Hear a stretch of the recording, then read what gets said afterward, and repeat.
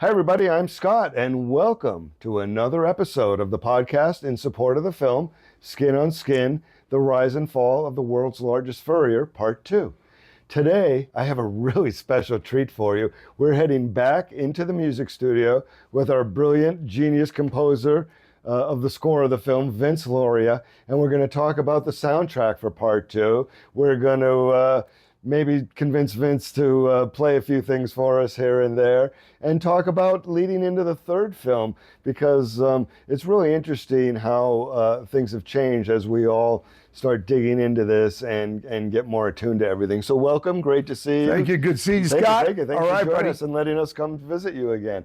So the first thing I'd like to ask you before we start actually digging into some of this music is, your involvement this second time around was much more so than in the first film. It seemed like you had a real different handle on everything, and really understood where we were trying to go with things, and thus, you know, you would send me things and then pull them back and go, no, use this instead. So just tell me how what was going on in your mind throughout all of that.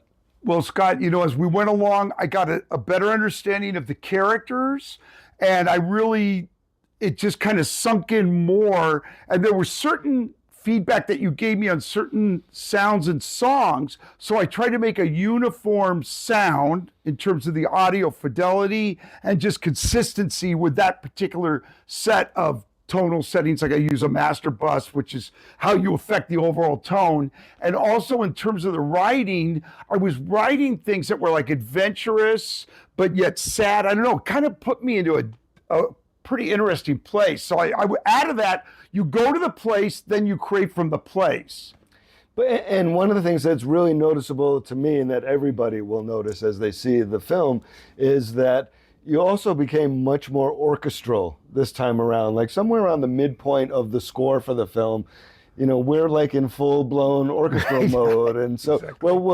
why did you decide to go there compared to we were mostly guitar and piano the first time around? Well, Scott, it's like progression. The thing I like, guitar is great. You can do soundtracks with a guitar only, and I've done that. But I like the thing of it starting a certain, they call it being small, and then getting bigger. And as the themes and the seriousness, which it is, develops and gets kind of more intense, I think an orchestra best conveys that intensity. A guitar can too, but I think all the instruments, plus instead of just using a guitar sound, I can use flutes, bassoons, clarinets, French horns, English horns, you know what I mean? And there's something about the richness of all that fidelity that, especially where it comes in the film, where we're at a point where this business that's been around for 60 some odd years is starting to really face financial trouble and potential collapse, and it just having all of those layers of symphonic instruments conveys that magnificently. Yeah, and also I'm trying to convey the different emotions of the different characters. So I would watch a clip and just get into, okay, she felt like that. And I don't know, I tried to internalize that. And sometimes I'll assign instruments to be the different people's feelings. Though they're all happening simultaneously, each instrument has a different personality, which adds to the overall story. Todd was doing one of his birthday Todd stocks down in the New Orleans area. And Gene and I started speaking about doing some kind of a give back to the community. It was about 5 years after Katrina. And so obviously we wanted to do something musically related. And Gene, being a long-standing professional in the nonprofit sector, I was working in film and television advertising at the time. She found and reached out to a little program in the lower Ninth Ward of New Orleans. And it was just a string, just basically violins, cellos, and double basses after school program for kids, really young ones, probably like maybe 10 years old to high school. And so she contacted this program and said, hey, we're going to be down. Todd Rundgren and a couple of hundred of his fans are going to be down there, and we'd like to pay you a visit and put together some sort of program to show our support for your music education program. and they were excited about it. And at the time I was working with Todd editing his Wizard of True Star concert live video. So I reached out to him, and it basically was like, well, does he have to do anything? I said, no, just give us your okay. He's like, oh, okay, fine, I'm good with that. So and he did get engaged, as because he didn't know what we were doing, but he did get engaged as we went. So as we went down there, we wound up raising $10,000 Nice. to for the program, which was a surprise to them. And what was a surprise for Todd and all the fans, other than Gene and I, was that their music director did a string arrangement of Bang the Drum All Day. And again, this is violins, cellos, and double basses, no drums whatsoever, no percussion whatsoever. And it's funny. So we were documenting everything, and the kids start playing, and you just see Todd's face, and he has no idea what's going on while they're starting the song, and then it gets to the chorus, and Todd and everybody in the room realizes what they're playing, and just everybody erupts in joy. And it was just so much fun and stuff like that.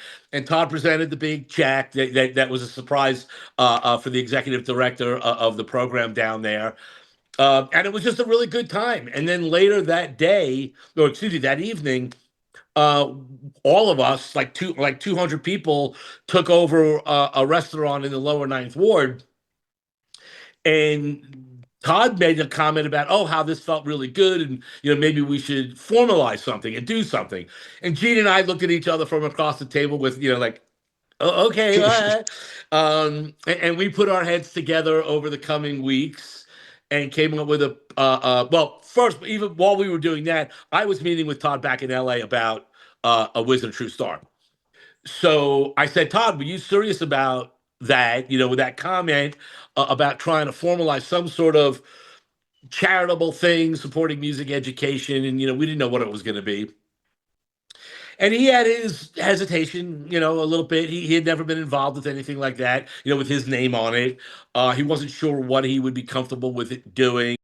Fascinating. Let's take a look at a couple of things, shall we? And then discuss them, and without Mike kicking the microphone. Okay. And go from there. Okay. So on the soundtrack, why don't we go...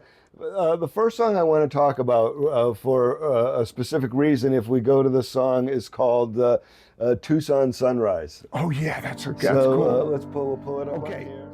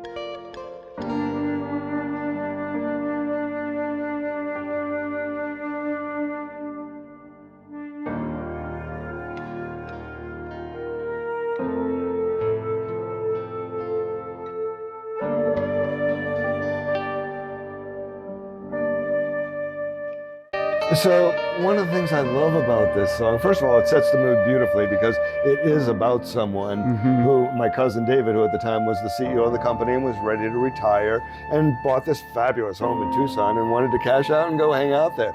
But Vince, the first time I heard this song, there's a point 30 or 40 seconds into the song where there's just 3 little guitar pick notes that you do there that, give me like Dire Straits goose chills. Yeah, that's so awesome. That I hadn't thought of it like that, but that's great. Great way to look at it, Scott. I never thought of it like that, but yeah, I love that guy. And then surrounded by whatever kind of horns and whatnot you had. It's a wooden flute. I used a wooden flute and like a a full, the piano was more of a Yamaha piano, acoustic piano. So do you remember anything about the origin of that song and what was going on with, I mean, you know, you're something in Arizona at the time, or? you know, now, Scott, here's the thing. So about 10, 12 years ago, I was, you know, new to the desert. And so I wrote a song that kind of wanted to give me that feel, because I've never really lived in the desert like Las Vegas. Grew up at Palos Verdes, Torrance, at the beach. And so there's kind of like I remember I went hiking and I heard this coyote and I was saying, what's that? So it's kind of like a loneliness in the desert. There's kind of, I don't know, I get like a really kind of an intense, spiritual, lonely vibe, and it felt like that for your film. That would be appropriate. Captures it perfectly. You know, you just pink and turquoise and yellow all around, just like the Southwest. Right. We all know music is beautiful. We all know that it's fun. We all know everybody loves it. That's a given. But what we don't often know is that music education changes a child's brain. So the research that we discovered was actually proving through thousands and thousands of hours of research and many, many, many students that the gold standard of about 2 hours a week for 2 years of instrument-based music education will actually change a child's brain so that they will permanently be able to do certain things better than someone who doesn't have that training. And that includes things like working together. You know, you have to have some predictive rhythms when you're playing with other players, the kind of motor memories that happen from instrument-based music education. So there are some very specific things that change for a lifetime. So 2 years of good, solid music education will level the playing field. So a child who has a lot of disadvantages in life will make up for many of those brain disadvantages that maybe were about nutrition or not a large vocabulary spoken in their home or anything like that. So they actually have the ability to level the playing field where a child has a much greater chance to succeed as an adult if they have 2 years of music education, which isn't asking much.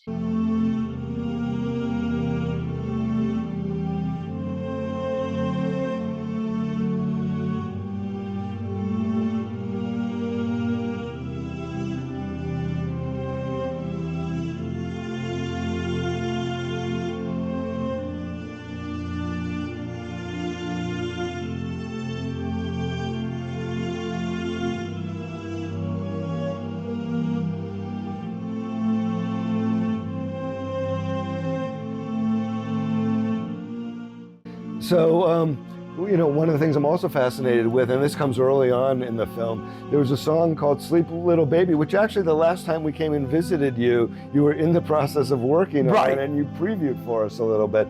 And you sent me the song, and we got it imparted into the piece of the film that we wanted to. And I remember a couple of weeks later, you contacted me and you said, wait, if you're not done with that section, I want to do more to it. And then you added to me what became the second part of this Sleep Little Baby suite, where again, got much more orchestral with it. You added a string section and whatnot. So what happened? Well, Scott, after when we were at that point and you'd heard the initial thing, our dialogue always affects me too. Like if we talk about something or a song, it affects me. So again, understanding the characters more, getting more in depth with the Meltzers story, I felt it needed a little bit more, and it inspired me to write another additional section, which I didn't have before. I had just that kind of the bare bones thing with a piano and like a violin. Wow, really? Yeah, so I got inspired and I wrote another section with more instruments. That's cool.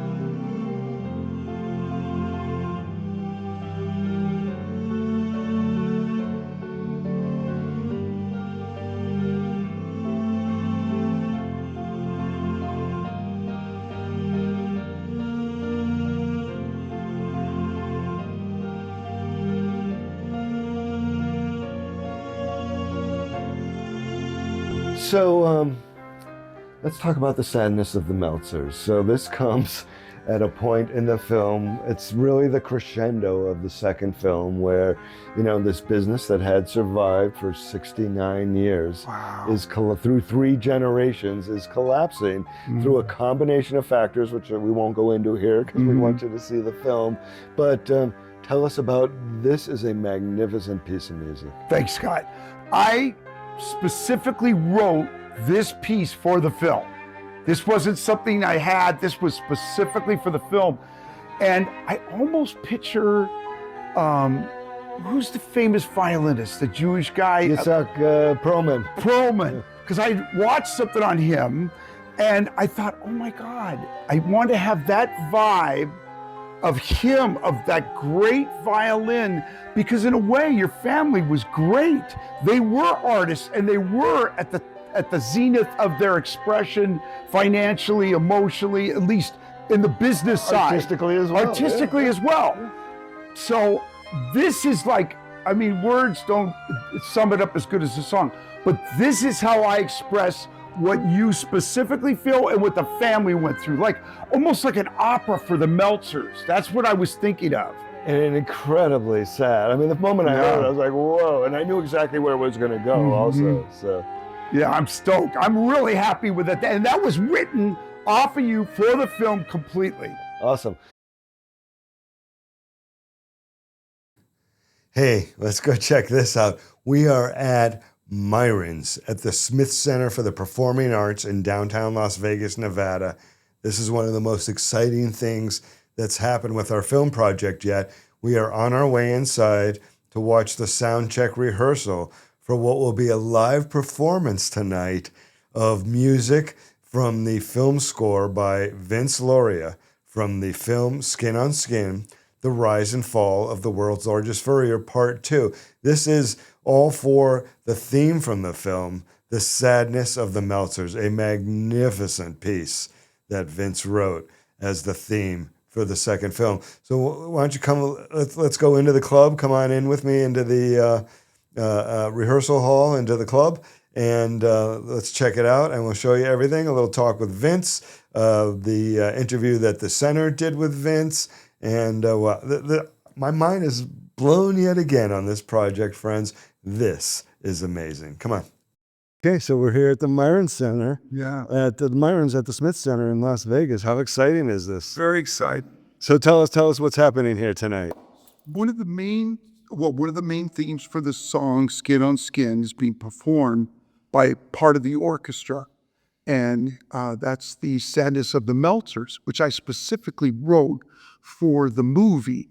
And it embodies sadness and kind of a hope, but it's almost like you're grabbing something and then it just slips out. That's the vibe I wanted to get. I think I got it. And so how exciting is this that an orchestra is going to play this tonight? Great. Because I do everything, as you know, Scott. I mock it up. I write it in a score format, but it's played by what we call sample, which is a real instrument, but there's never the same of having like a real player do his interpretation. And then what about Keith, who runs the show tonight? You said sometimes add some extra trinkets to the tunes. Some orchestration and ornamentation to the piece to have it a little more, beauty to it and fullness. And that's how it was explained earlier. You have the composer like John Williams. Then you have the orchestrator like his guy named Roger Pope.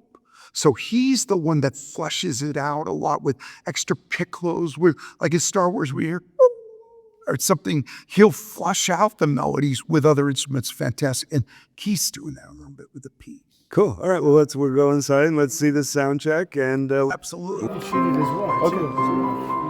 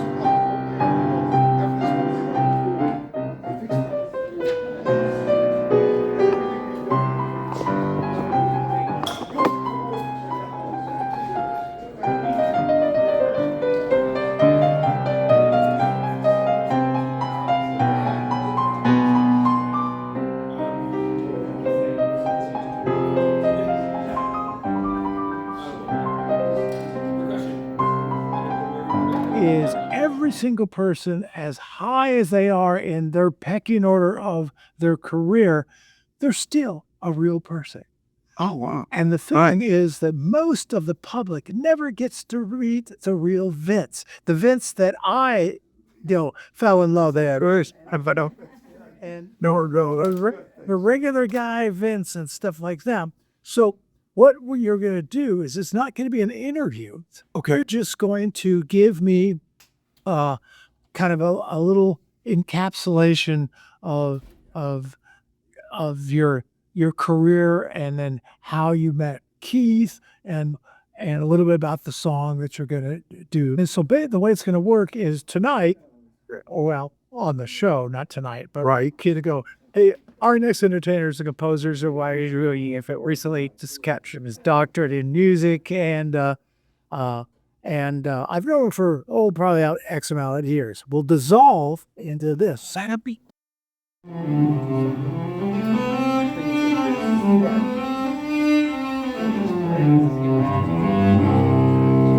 Sweet. Then if you could all find a spot and play together for me, we'll get your blend, and then I will be good. Yeah. Yes. Part 12.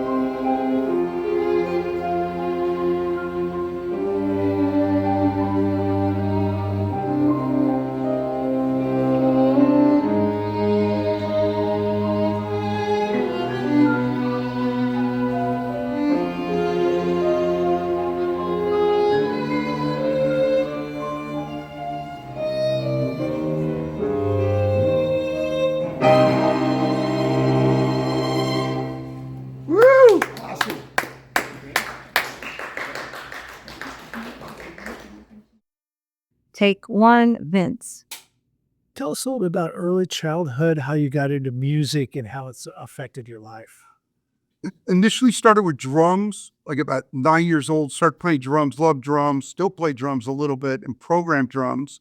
And then went into saxophone, marching band, simultaneously playing stand-up string bass. And then I discovered guitar, and that was fantastic. Quick story, the reason I got into it, it was kind of a mediocre student, not the greatest, not the worst. But then I remember I learned guitar and I played at this guy's party. I was 14.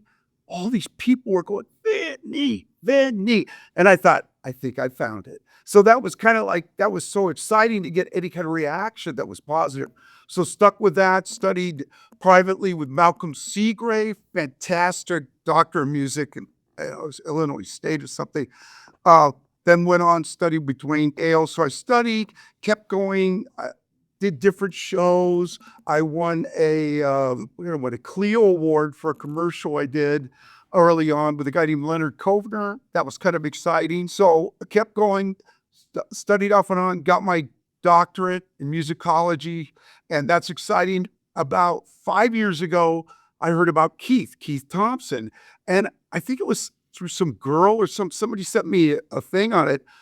So I submitted my music at that time, and we did a song called Springtime, which is really kind of a pretty piece.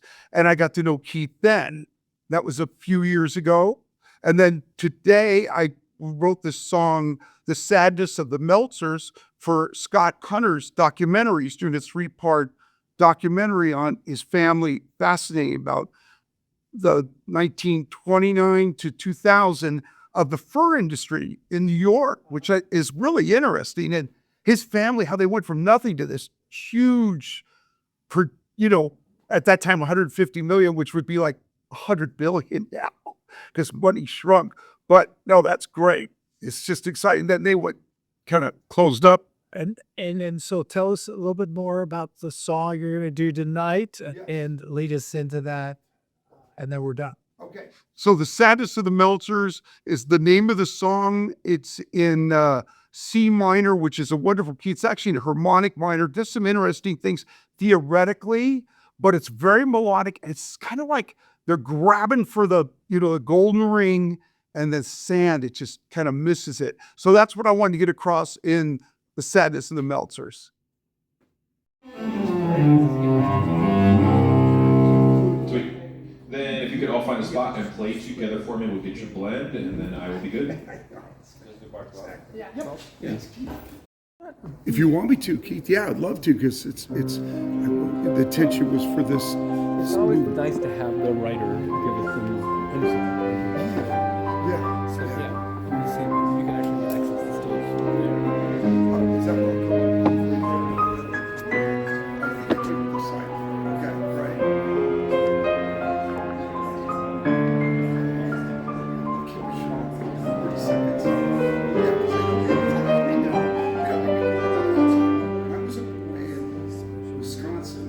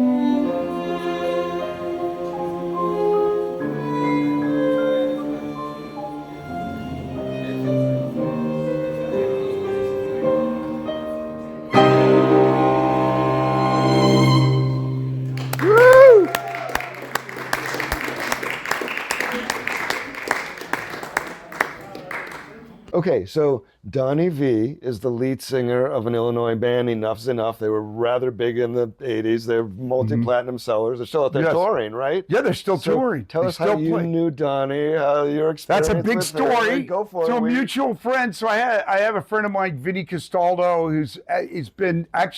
who's the one who helped me learn Pro Tools and the whole recording thing. And Vinny's a great engineer, has a wonderful studio called the Tone Factory. Anyway, he had worked with Donnie V, and I met Donnie, and Donnie's just an amazing singer. He's a fantastic and a great writer. And we were working on a couple different things, and I had the instrumental part. Do you want me to play it, Scott, now?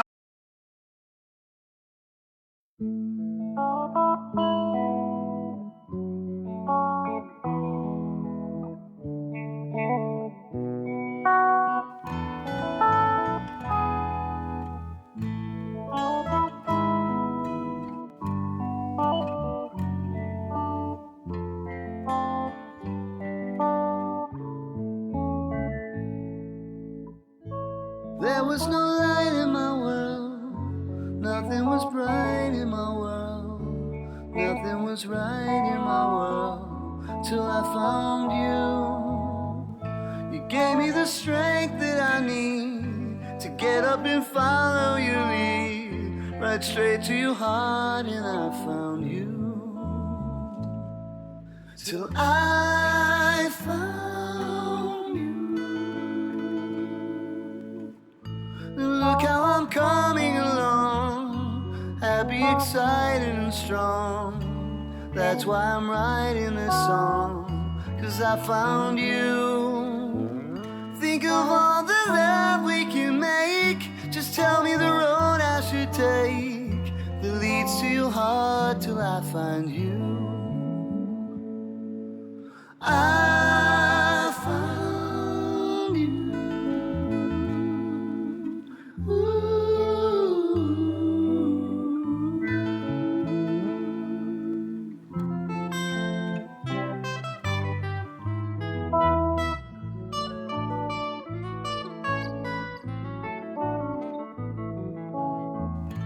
Thank you for saving my soul.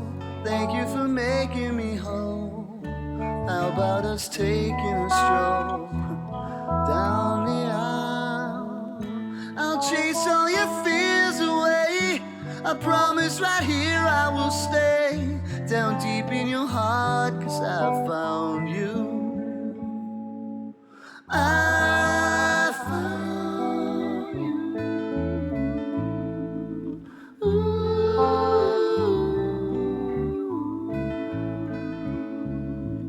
I found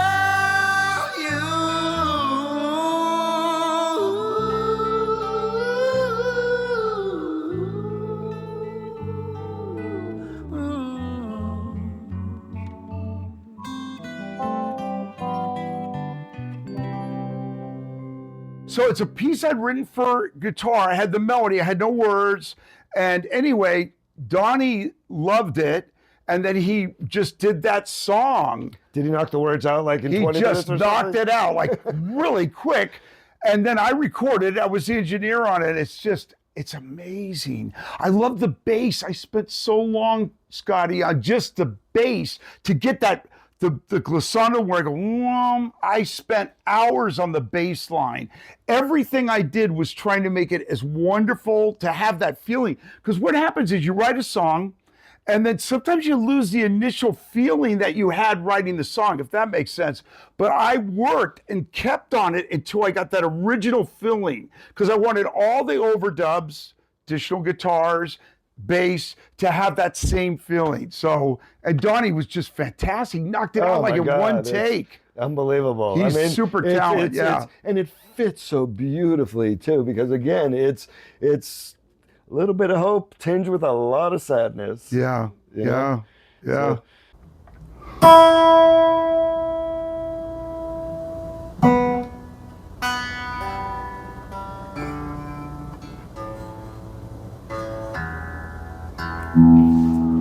Okay, bear with me. Let me just get this.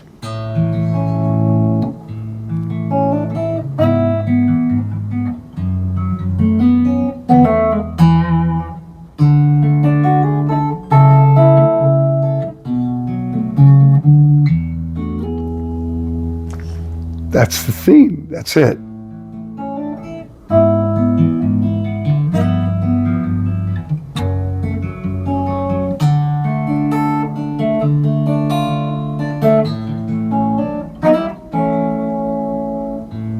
You are the love of my life.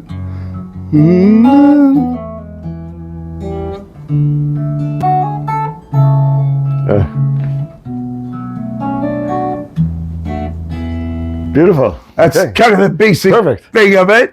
Okay, so tell me, as we start to think about the third film, Yes. which is going to be mostly about reflection. So, you know, Right. now we've had this roller coaster up, and we've had this roller coaster down, this crash down, I should say. Yeah, And in the crash. third film, we've got, you know, about 30 people offering us their reflections on everything that's happened here. So how does that start to turn you musically? Well, that was okay. So I'd already established certain themes, like the Meltzers theme, and I had the initial things mostly done on guitar. So I started digging into some of the older compositions I had, but I modified them. So a lot of what you have is I had like an idea, but then I got inspired and I finished it out. See, because what happens, Scott, sometimes you're doing this stuff and you get a great first idea, but you got nothing else. Like I would stop and I thought, oh my God. And then I just hit it, boom. And I wrote it within like a day, I would finish these things. And sometimes I'm sending you dailies, and then you're Yes. responding to that as well. Exactly. Right. When I see it with the visuals that you send me, yes, helps immensely. Awesome. Well, we can't wait to see what you come up with. Yeah, the third I've got episode. some new stuff that I think you'll really like. So that research really became kind of our guiding light. And we know that music education affects the brain, the neurological development. We know that it affects a child's economic potential in life because they'll stay in school, they'll stay out of trouble, they have really good things to do in the out of school hours. It helps them to be socialized, helps them to work together, helps them to take criticism. And that's a tough one. It helps them to learn patience. So many students, when they start learning music, they see a world in which they see all these music videos where everybody knows how to play. And then they start with an instrument and they're not very good. And it's very easy for them to feel discouraged. So a nurturing music education environment will teach them that if you work hard, you will get better. If you practice, you will get better. You will be able to play some of these things. So that research is kind of the structure behind what our advocacy is about, because we say that these elements are so important for a child that we want to tell the world about it. It's not just that music is nice. We want to say that music is essential. Gang-riddled areas of Los Angeles had started a music program, and this was full orchestral music. I mean, that's what they were focused on, which sort of seemed a little weird to me, because you figure you're going into an urban area and stuff, and it would be they'd probably be more into hip hop or whatever. But anyway, the kids embraced it, and that's great. And what they found was with these kids, not only about the poverty wreaking havoc on their minds, and what this study at Northwestern revealed, why they basically weren't hearing, their brains weren't processing sound. Not that there was anything wrong with them, they just think about it as a mixing console with no wires going into it. The mixing console is useless. So, but once, with the 2 years of music, as Gene described, the brain gets hardwired, and you can the brain processes sound better. So what they did was, these kids who hated the word vacation, because in their area, they're living in these gang-riddled areas that are dangerous. They can't go outside. They're stuck in their apartments, which are, no, Disneyland either. But then they had this other place to go, and they had this music to go to. And they, and again, some of the things that Gene pointed to, they worked together. They had to learn to listen to each other. They started feeling good about themselves, because, if you've picked up, anybody who's ever picked up an instrument to start playing, they know the frustration of it, or anything new, whatever new somebody is doing. There's always that beginning learning curve that's really, really frustrating. But once they get past that, they start realizing that, wow, I can do that. I just accomplished that. I feel good about me. And what you're thinking about that, and as you write it, and what's the mood, and what's the For feeling? some reason, when you talk about your family, New York, I always think of the plays and the musicals. New York is known for that. So I don't know, I go back to almost like a musical type of thing, like a big production, like Cats. I don't know why, but I get that because I think New York, that period, everyone dressed well. I don't know, I get that. So that was kind of based on almost could be like a play or a theme to a musical. Wow, fabulous. Yeah. Okay, what else do we have for part 2? Okay, so no, we got a lot. Then we had Harp in A version 2.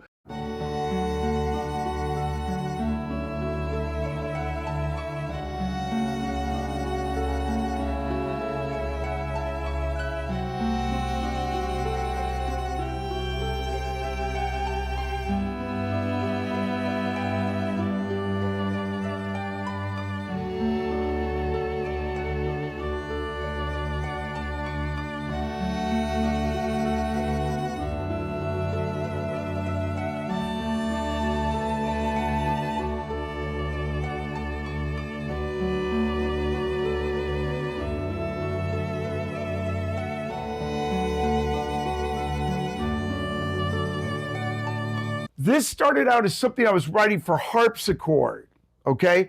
And I only had about 8 bars. But then, after talking to you, I went and finished it. Now, this is a little bit interesting because it's got a lot of energy. Again, it's kind of happy, but then it takes that where it gets askew, where it goes into the little bit of the sadness, you know. And I love Scott, how just the sound of a harpsichord transports you back to somewhere. doesn't it, Because Scott? it's So such an old instrument. So I get a mental thing off it. But yeah, this was written again for you and the movie. Okay. So tell me about this song, Carnival of Pain. You know, first of all, I love the name because just upon my reflection, Right. you know, that's what the whole experience was, man. So tell me about this one, which you wrote for this next third film also.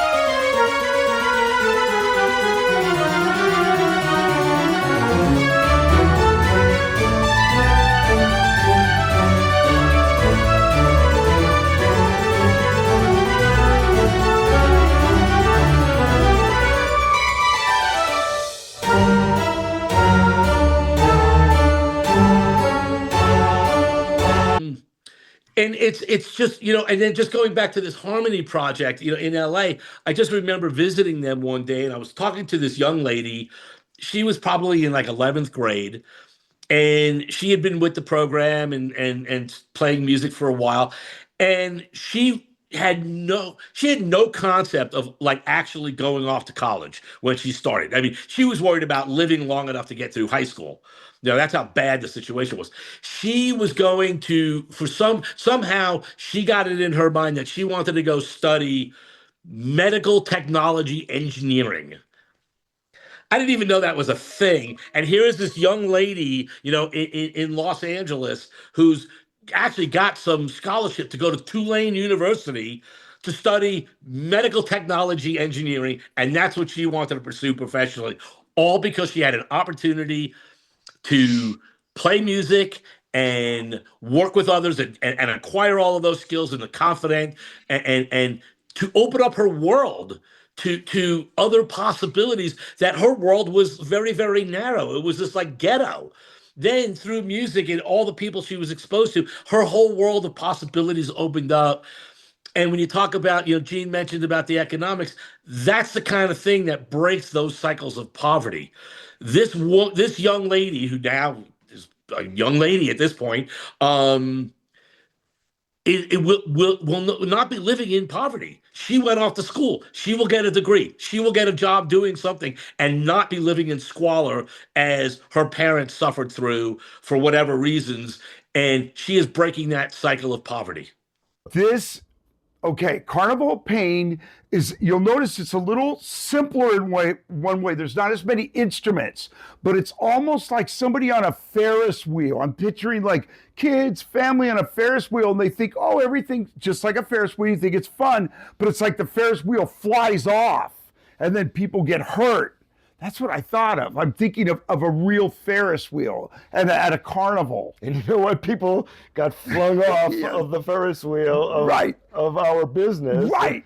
Like one of the things that gets explored in the second film is how no matter who you were and how you came into the company, so many people had bad, uncomfortable, regrettable exits from the firm after many, many years. So that's something that's explored in the film. So. And I felt like that one's kind of, and the actual tone of it is kind of like nails on the chalkboard a little bit. That was intentional. Amazing.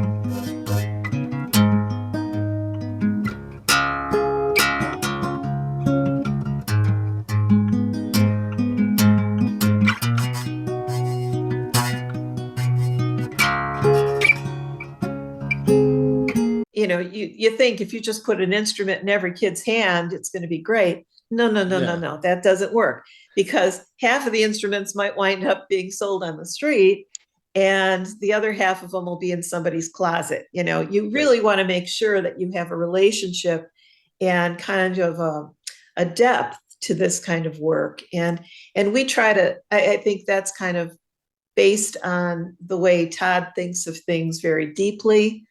It's looking at it from a deeper relationship building, meaningful place.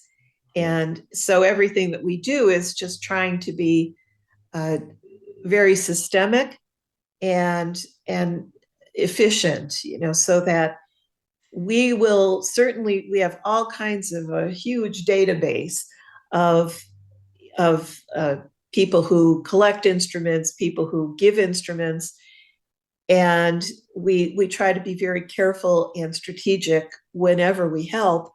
And that way our organization has a certain gravitas that I'm really proud of. And, you mentioned, Scott, success stories.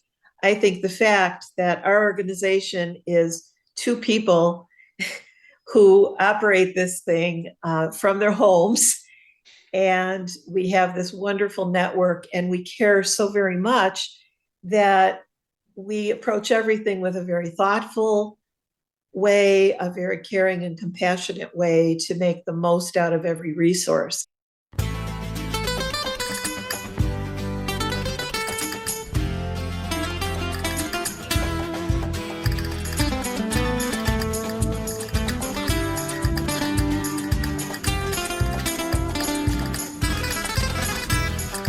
Julius and Rose Meltzer went forward with the belief that their son's death was an accident, and this setback rocked the family during a time when brother A.L. and Herman's Evans Furs was skyrocketing to the top of the industry. Those Meltzer kids obviously weren't taught how to cope or how to parent, or relationship skills were really lacking, and that got passed down. All I know is that he had a photographic memory, he was brilliant, and the family loved him. I think she loved the way I looked, so she was always, like I was her little doll. All of his grandchildren wrote reports on Nuremberg at some point in school. And someone would always have an assignment, interview some relative about something. Nonchalantly would toss a question out, and the beads of sweat were pouring off as he's trying to answer Uncle Bernie's question. A lot of people live in fear that, oh my God, is that going to happen to me? In the end, a lot of people got hurt. A lot of customers got hurt. It was just a bad thing. He's with this dinosaur, toy dinosaur on the table, and he says, what happened to these dinosaurs?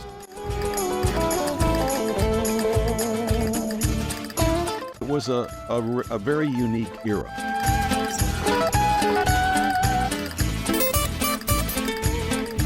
Jeff and I got some calls, and people were just sobbing. Well, they shut the doors on people. That was pretty high profile. A fish has got to swim and an eagle's got to soar. That's their natural temperament and how they want to live and how they want to play. And when that's blocked, people are really unhappy.